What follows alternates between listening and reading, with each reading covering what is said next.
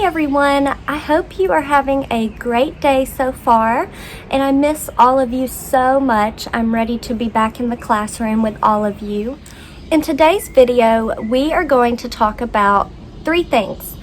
The first is going to be a review from past videos.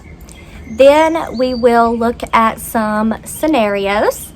And lastly, I will show you how to make homemade paint and how to paint with different objects. All right, let's get started.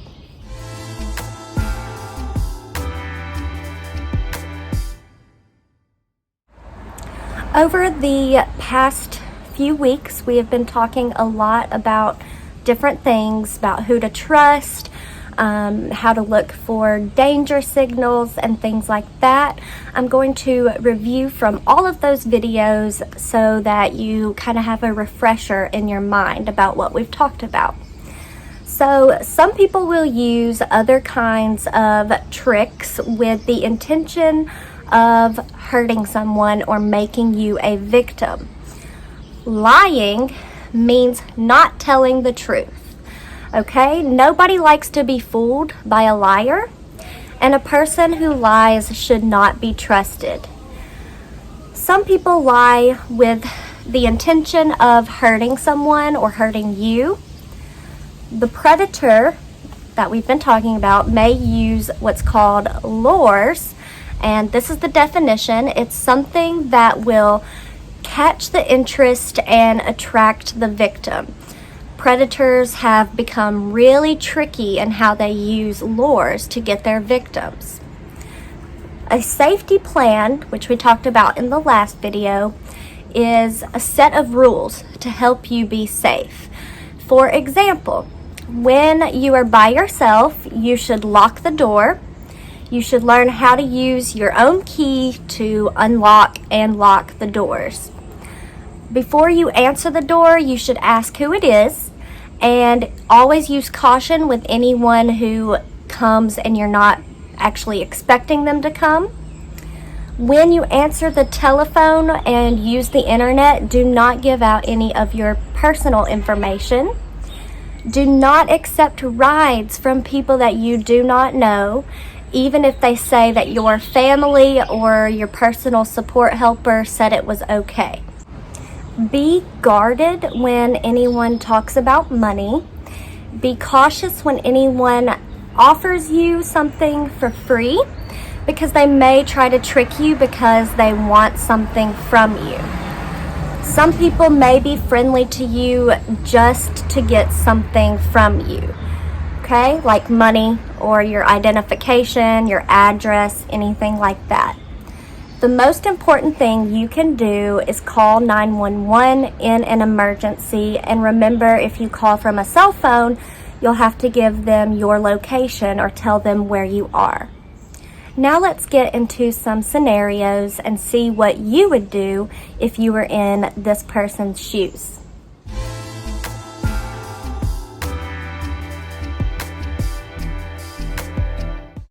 Scenario 1. Allowing the cable repairman into the home when alone. A man wearing a hat and holding a toolbox knocks on the door. He identifies himself as working for the cable company.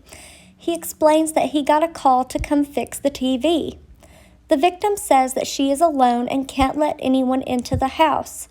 The repairman says that someone said that it was okay for him to come into the house. He needs to come in now or the TV won't be fixed and she'll miss her favorite programs. The victim really wants to watch Wheel of Fortune at 4 o'clock. What should she do? Pause the video to think. She should not let the repairman in the house, and she could suggest another time when he could come back when other people would be home. Scenario 2. An unfamiliar neighbor invites you into their house. A new neighbor has recently moved in. He approaches the young woman and starts talking about the things he likes to do. He mentions that he has a great collection of CDs and that he would loan some of them to the woman. The predator is overly friendly and invites her to his house. What should she do? Pause the video to think. She should not go into his house alone. Scenario 3. Being introduced to someone new. Your mom has introduced you to a new friend from work. You greet him by holding out your hand. He shakes your hand with both hands and pulls you close to him. The friend begins a casual conversation and he puts one hand on your shoulder. He stands really close to you. He says that he wants to be really good friends. You know that you need to be cautious when meeting new people for the first time, but he is a friend of your mom's and you think he just wants to be your friend. What should you do? Pause the video to think. You should be guarded. When you feel uncomfortable, you need to tell someone you trust, such as your parents. Good job. Now it's time to make homemade paint. Make sure you gather all of your materials. You will need 1/2 cup of flour, 1/2 cup of salt, 1/2 cup of water, food coloring or dye, a bowl, a spoon, paper towels, plastic bags, scissors, paper cups, and items to paint with. The first thing you're going to want to do is measure out 1/2 cup of flour. You can do this by using a measuring cup to make it a lot easier.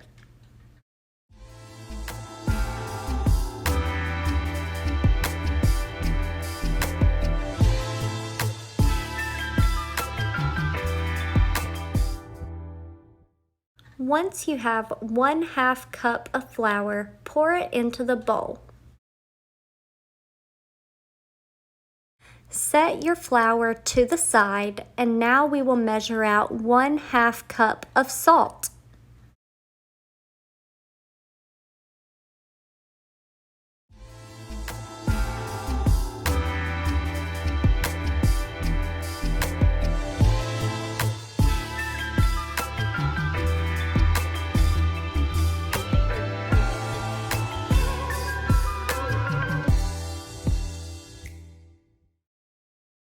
Once you have 1/2 cup of salt measured out, pour it into the bowl.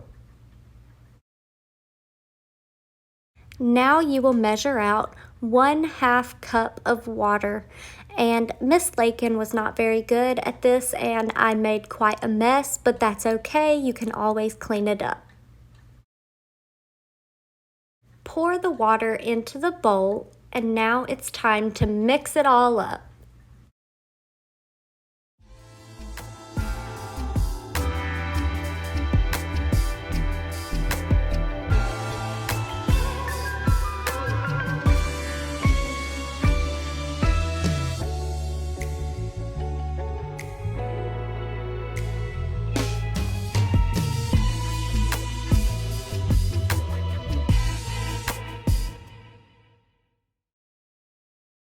When you have it all mixed up, take one plastic bag and you're going to take a spoonful at a time and put it into the bag.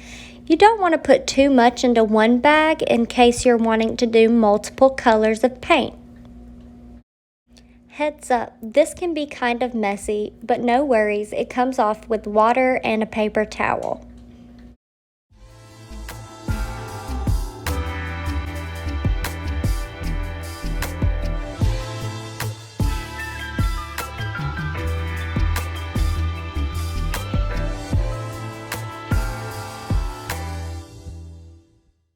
Once you have the desired amount into the bag, make sure you seal the bag completely so that none of it comes out. That way you can set it aside and you can do the other bags for the other colors. Fill the other bags just like you did the first bag.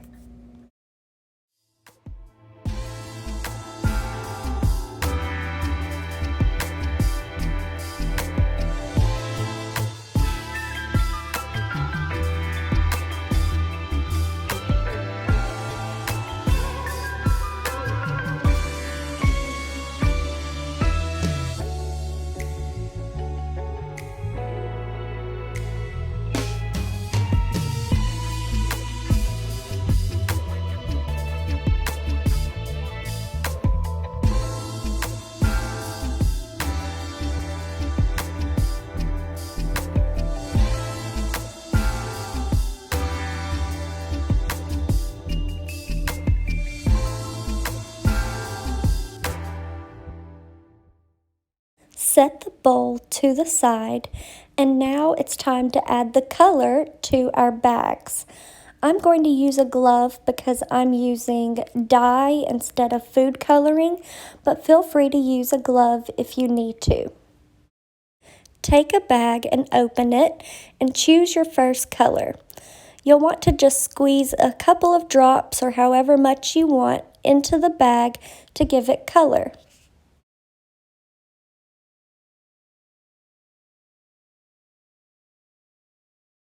Once you've put the color in the bag, seal the bag again, and you're going to mix it all up inside the bag. Make sure that the bag is completely closed so it doesn't spill out.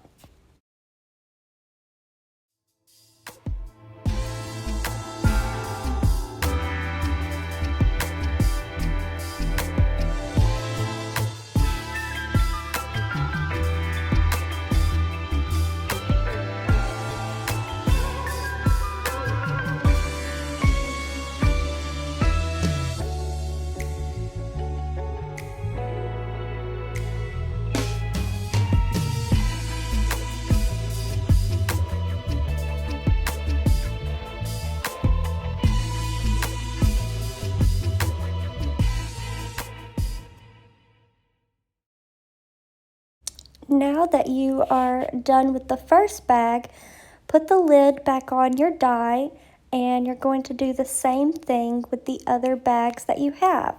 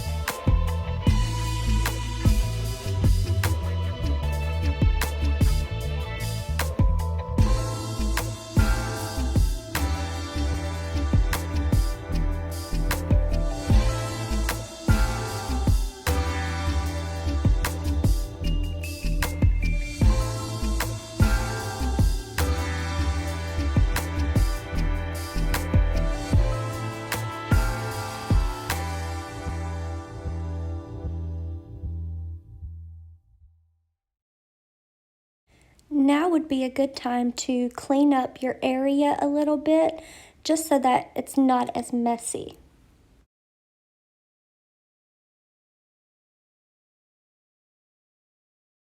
Now we are going to take 3 cups and take one bag at a time, and we're going to cut a small piece off of the bag so that we can pour it into the cup.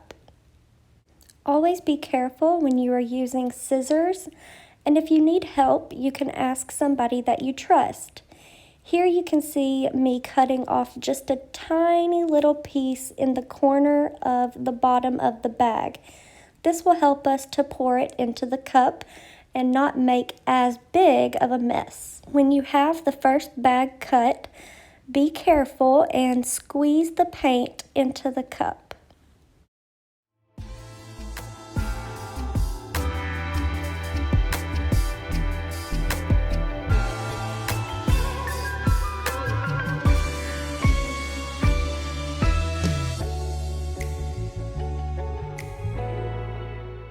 Now that you have your paint in one of your cups, different items, you will do the same experiment with other bags outside to paint with. You can also paint with your fingers if you want to paint with flowers or anything like that. So I thought today would be a good time to try. But you can always use just a paintbrush if you don't want to use any of the other items. I am using a paintbrush, Q-tips, a leaf, 2 flowers, and a 3-leaf clover.